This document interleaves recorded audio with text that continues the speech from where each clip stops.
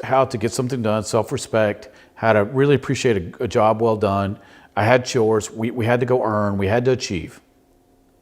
Us baby boomers decided that we were the ones that ushered in free love, free sex, free drugs, rebellion, don't want the Bible, don't want church. What's it done for us? So we taught people how to be lazy. So if you're lazy, you're going to self-limit because you don't want to achieve anything. I don't know if you've ever seen this movie, True Romance. Brad Pitt, one of Brad Pitt's best performances. He's Floyd, the roommate. Floyd's a dope addict, and all he does is smoke pot, and he achieves absolutely nothing. But the performance Brad Pitt lays down in that movie is absolutely hysterical.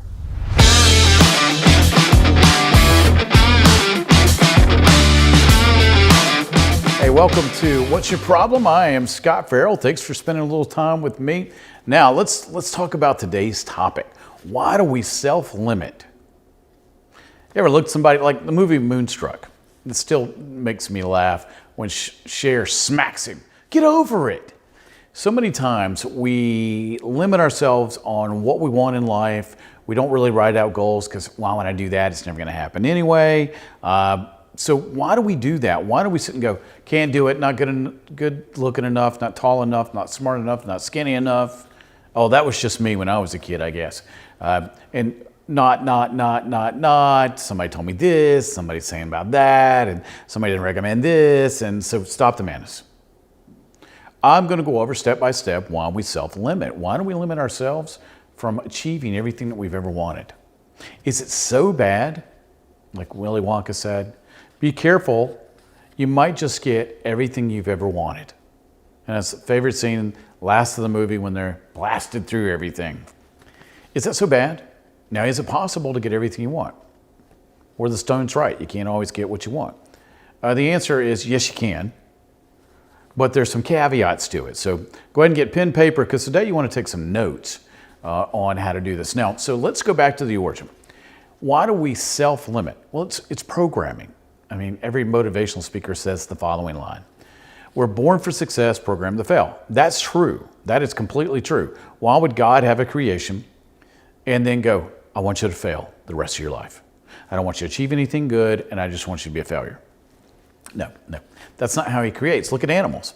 Do animals get up every day and go, a lion goes, don't think I'll eat today, I'm such a failure. Probably not going to happen. No, that's not how it rolls. Animals just go do what they do. Why don't we just go out and go, all right, I got the favor of God. I think I'm going to go and achieve something great today. Well, from 0 to 7, we absorb everything in our environment. We're human programming. You can look this up on the internet. It's what I teach every day of my life. Why are we the way we are? Well, we get programmed. And what happens if our parents aren't the most positive folks in the world and haven't achieved their dreams, and neither have our grandparents, neither have the aunts and uncles, and neither have the daycare workers or our teachers? Well, everything they say and do and see, we learn through our senses, all 5. We absorb all that from 0 to 7 without the ability to block any of it. So once we're programmed, we will live that program the rest of our lives. Makes sense, right? So let's look at me. I always use me as an example. My mom and dad had a lot of hardship, World War II, depression kids. My mom was a sharecropper. Man, they had it rough. And my dad lived on a farm, he had a huge farm. So my dad's father was not exactly what you'd call sweet and emotional and loving. And then with everything they went through, they always talked about the depression, how hard it was. My great-grandma was born right after the Civil War was over, so I got to hear those stories. I didn't hear a lot of stories of achieving your dreams, and I heard life's tough, life's hard, you won't always get what you want, get as much as you can, hope for the best, look for the worst, all these sayings. So how was I ever to think that I could ever be anything other than what they said? Plus, my nicknames were Oink and Fat Boy and You're Stupid. They thought I was handicapped. You name it, I heard it. Turns out I have an above average IQ, and I can do just about anything I want to, and I'm very creative. I didn't know that because what they told me was that I would never achieve anything. My high school guidance counselor actually told me that I probably wouldn't amount to much. Man, high five, you're awesome. Thanks for that motivational talk there. So when I left high school as a drug addict and got thrown out temporarily, and he let me come back with stipulations to graduate, there's no wonder probably I was a lawbreaker and had a bad attitude and didn't really adjust to anything. I had been programmed to be a juvenile delinquent who was strung out on drugs, who hated people, that just wanted the whole world to die. Okay, I was programmed to be that. Then I meet a guy named Jesus, and he changes that. See, I was limited by my programming, and then I got set free. The great thing about being set free is I went from nothing but limits, nothing but a ceiling, no way to achieve anything, to having the ability to do anything. Well, now I'm a new creature. Now I can do anything that I want to achieve. So I go to college. One of the top students in college. I go on to have a great career in academia, being a behavior expert, TV, radio, you name it, I've gotten to do it. Why? I started out completely limited. Oh my goodness, I didn't think I could do anything. And then I was set free, and now I've been able to achieve just about anything I wanted. So the first reason why people self-limit is programming. All right, let's get to the second one. Lazy. All right, my generation likes to blame millennials for everything. All right, the baby boomers like to pile on. Then I was on a talk show in Philadelphia one night, and they said, how did we end up with laying the blame on millennials?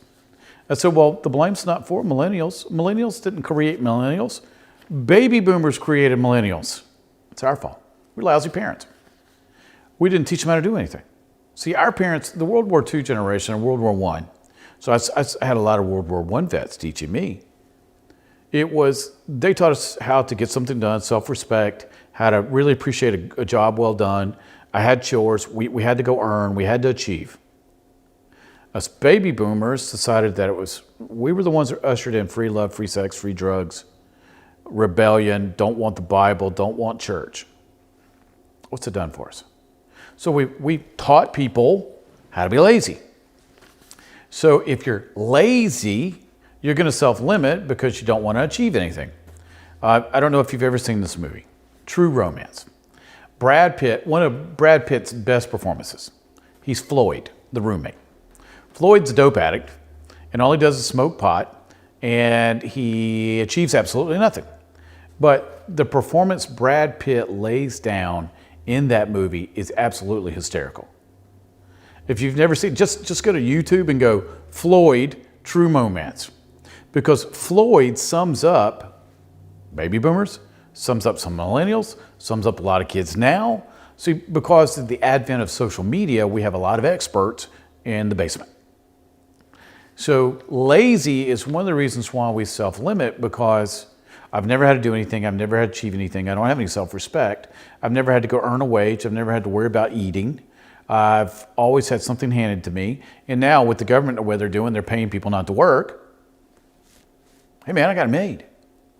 They don't realize why the cheese is always free in the mousetrap. And unfortunately, a lot of times you find that out too late.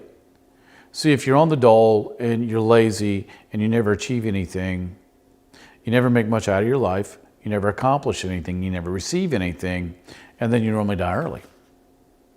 Man, if you look at it that way, it don't sound so appealing now, does it, Scott? So you self-limit because you've self-limited, right? All right, let me get to the next one. You don't think. I meet so many people. You know, I'm a consultant, so I consult with businesses and with families and individuals. I do behavior. And I'll sit and go, well, all right, let's look at what's going on here. Well, did you ever think about? And they'll go, never thought about that. I'm like, you've been in business 20 years and you never thought about X. No. The lost art of thought. The thinker, the statue. People don't think anymore. They get in that little digital thing and it's this far from their face all the time, and they don't ever think through anything. Well, remember, anything digital like that will actually numb your brain. I'm not going to go into all the science. You can actually look it up. Look up impairment of brain function through electronics. Look up that on the internet. I'm not going to break down all the exchange here. So if you've got something numbing this and its function, you will eventually lose the ability to think through things. Like, cell towers being too close. Yeah, electromagnetic fields do stunt your ability to perform. So Nothing can stunt you if you never start it, right? The lost art of just thinking, just shut the whole world off and sit, think, get a piece of paper, get a pencil, get a pad, not electronics. I'm saying paper, that's paper. A lot of kids don't know what paper is, and a pen. That's how I still do everything. I still use a paper calendar. People think I'm antiquated. Nope, that's how I like to do things. I don't like electronics all the time. I'll write things down. There's some brain science to that. And I sit and think. How do you think I'm a pastor? I write my sermons by thinking. Sit with God, sit with a piece of paper, sit with my Bible. I think through things to, all right, what do you want me to say? What do you want me to teach? How do you want me to teach it? And I think about my life, and my wife and I sit down with just pen and paper and think, get a little music going, get me some coffee, and I just think. I tune out the world. And the great thing is, where we live, we've got a great place in the back here to where, now it gets kind of lively sometimes because we live next to the police station. A little while ago, they decided to change all the sirens and turn them on for emergency services. So now I know what it sounds like if a tornado comes. High five, I'm awesome. But it's very quiet out here, and we get a chance to just stop. So you self-limit a lot of times by not thinking through, one, options, but two, which my next point is, you never develop a goal or a plan. So many times we run on autopilot. So we go from thing to thing to thing to thing to thing to thing to thing. The way we do education now, which really rubbed me the wrong way when I was a teacher, I haven't taught in several years now. I never liked telling every kid they had to go to college. No, not every kid should go.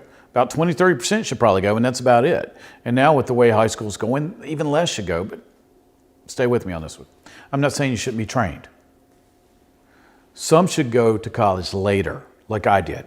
I had to get my life together and go back to college. I believe in education, trust me. Sometimes I don't always believe in people going immediately. But we rush kids. We rush them through elementary, through middle school, through high school, rush them to college. At no time do we go, let's think about this.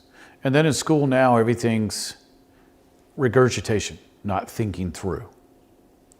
My philosophy in my class was you could state any opinion that was backed up by fact. I don't care what your feelings are, but I do care about facts. I don't care what your political stance was, whatever it was. If you got facts, let's talk about it. Because how else are you going to learn to think? See, in my classes in high school, we had teachers. To this day, I put this gentleman in every book I write, Beverly Clayton. Mr. Clayton, Miss Rhodes, my English teacher, her husband, both were educated at Oxford. And he taught religion at Davidson College, close to where I grew up. And she always taught literature. Who better to teach British literature than somebody from England who went to Oxford? And they were so exciting, and they allowed debate, and we would just talk about things. And my classes, we could be brutal to each other. You know, you got a bunch of know-it-alls. You got 15 know-it-alls in a class, and everybody knows it all, right? So that can turn into some heated discussions. And when I got to college, it was normally one of my best friends and I, the ones that were yelling at each other. I think one time the whole class had left, and her and I were still yelling at each other. You know, you're in intense debate then. And I love her, and we talk all the time. And that was many years ago.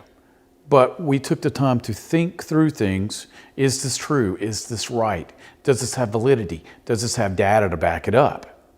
And then we could say, all right, this is what I want. This is my plan to get it. I got to think through this, and now I can connect all the dots. See, I don't want to be limited. That's why I live in the United States, where we have a constitution. Even though our government's currently trying to slam communists down on us, they're not going to win. See, I have the free ability to think. I have the freedom to go create. I'm in the freest country in the world. So why would I want to limit anything that I can do?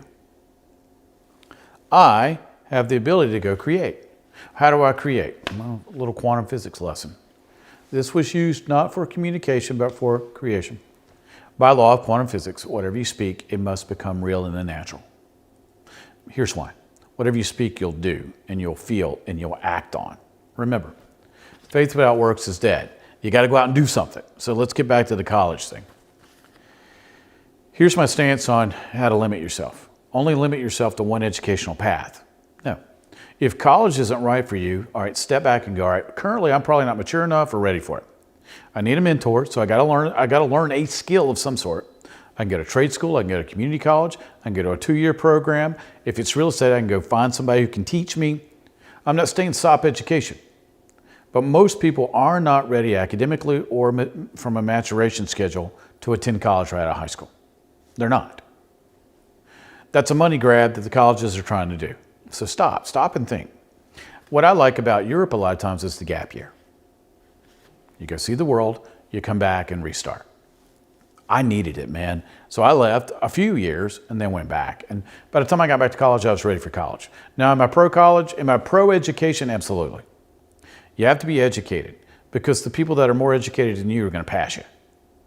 And you need to be educated in so many areas, was the languages, the arts. And my favorite class in college was art appreciation. Got to go to France for almost a month and look at all the Impressionist art and go to all the studios. It's fabulous. See, I got out of my limitation. I wrote out a list of everything I wanted to achieve in life, and then I started checking stuff off. And since I've gotten a new lease on life, since I've been healed from dying, I wrote out a new list. And my wife and I are just checking them off because now I'm doing them together because I'm married. So let me refresh. Let me go back over. Why do we self-limit? Programming. We're lazy. We don't think, and we never develop a set of what we want, a goal to do it, and a plan. Well, you got to ask yourself, do I want to stay limited or do I want to get something fabulous out of life? See, what's your problem? A lot of times your problem is you. And I've recently wrote a book. You might want to check it out. It's online. You can get it just about everywhere. Amazon, my website, you name it. It's not them, it's you. I always tell people, your biggest enemy in life is looking at you in the mirror every single day when you get up. If you overcome that person, you can overcome anything. So the limits normally come from you. So learn how to think, learn how to process, write out what you want, and then go after it. All right? So, all right, thanks so much for being part of my day. Let me have a few minutes of your time. Hope this helped, because so many times we look at teenagers and go, what's wrong with you? Us. We created them so we can pat ourselves on the back. Mom and Dad, remember this. They will when you will. If you tell a kid they can accomplish anything, you go first, and it works out way better. All right, remember, if you have any questions, you can always go to the website, wyppodcast.com. Now, we also furnish tips, etc. on that website, so go there.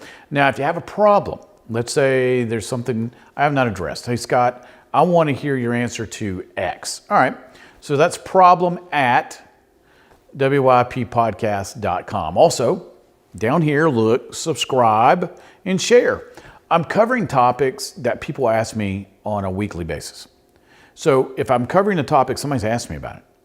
And if somebody's asked me about it, like the rule of thumb in my class in high school, if I had 30 kids and one kid had a question, at least 17, 18 had the same question, right? So if you've got this thing, you could probably share it with somebody else. So you might not be the one that needs it, but somebody else may need the answer to this, all right? So go by our website, wyppodcast.com. All right, I'm Scot Ferrell signing off. Thank you so much for being part of my day. Remember, what's your problem can be solved, and you can solve it right here. Take care.